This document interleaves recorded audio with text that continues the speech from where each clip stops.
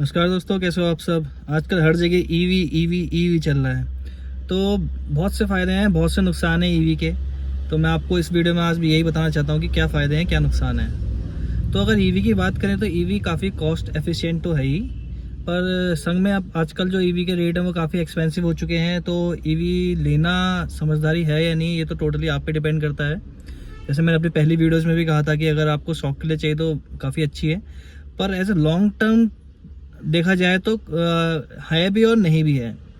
क्योंकि जो एवरेज आएगा दोनों का लगभग जो आपकी पॉकेट में से जो जाएगा वो लगभग बराबर ही जाएगा। तो ज़्यादा ऐसा कुछ खास फ़र्क है नहीं। तो अगर आपको फीचर्स चाहिए और कुछ नयापन चाहिए, लोग आपकी बात करें, तो आप ईवी की तरफ जाइए। नहीं तो आपके लिए पेट्रोल स्कूटी और पेट्रोल कार ज़्यादा बेस्ट है। अब कई लोग यूट्यूब में बोलते रहते हैं कि भाई ईवी से मेरे इतने पैसे बच रहे हैं, भाई मेरे उतने पैसे बच रहे हैं। भाई जब वो 3 साल बाद 4 साल बाद बैटरी डलवाएंगे, जो दिक्कतें आएंगी जब वो टोटल हिसाब लगाएंगे तो उनको पता चलेगा कि ईवी ज़्यादा कॉस्ट एफिशिएंट है क्या पेट्रोल है। अब मान के चलो कि ईवी कहीं ख़राब होती है तो उसके मैकेनिक ढूंढने बड़े मुश्किल पड़ेंगे, ठीक है। और पेट्रोल ख़राब होती है तो पेट्रोल के मैकेनिक आपको हर जगह मिलेंगे। टायर चेंज करवाना है तो मोस्टली शोरूम में जाके टायर चेंज होगा, आप खुद से खोल भी नहीं सकते हो टायर।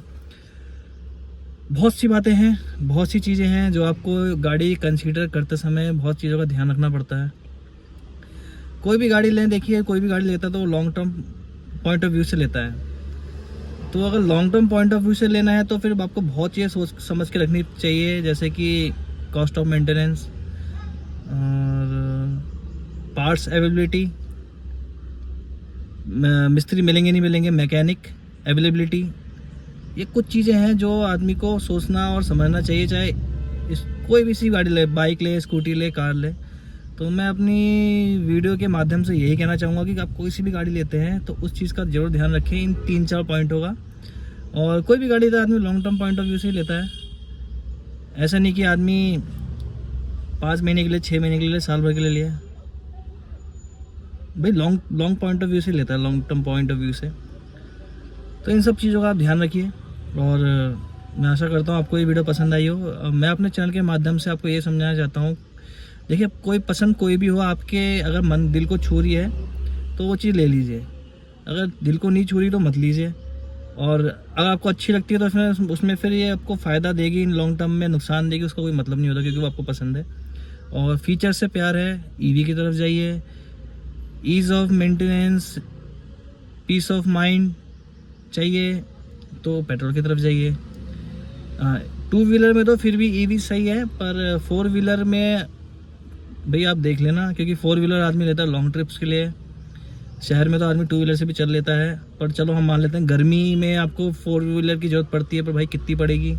अगर आप मेट्रो सिटी में हो तब तो मैं मान सकता हूँ कि भाई आपको ऑफिस जाना आना है तो बढ़िया है, बट छोटे शहरों के लिए तो फिर भी अभी ईवी इतनी बेस्ट नहीं है। और जब आदमी अब ईवी लेता है तो आदमी सोचता है फैमिली के संग लॉन्ग ट्रिप मारूं, उसका सुख अलग होता है। तो वो सुख कहीं ना कहीं मिस हो जाता है ईवी में।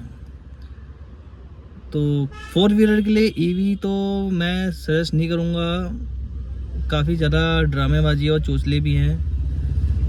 तो इन सब चीज़ों का आप ध्यान रखिए। यही सब था कहने के लिए। बाकी अगर आपको ये वीडियो अच्छी लगी तो इसको लाइक करिएगा, शेयर करिएगा, सब्सक्राइब करिएगा। Thank you.